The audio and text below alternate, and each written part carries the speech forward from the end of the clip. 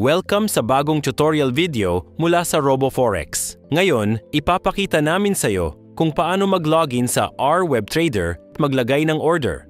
Step 1. Sa main page ng R WebTrader Terminal, ilagay ang iyong members area email at password. I-tick ang Remember Me box.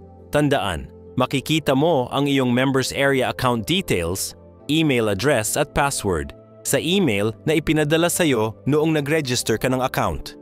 I-click ang Login button. Matagumpay kang naka-login sa R WebTrader gamit ang iyong members area account. Step 2. Paglagay ng order. Para maglagay ng order, piliin muna ang iyong trading account. Pumunta sa Your Accounts tab sa upper left corner. Pumili ng isa sa iyong trading accounts, i-click ang lock icon at ilagay ang password para sa account na ito. Kung gusto mong i-save ang login details, i-tick ang Remember Me box. I-click ang Login button. Ngayon, maaari ka nang maglagay ng order. I-click ang New Order.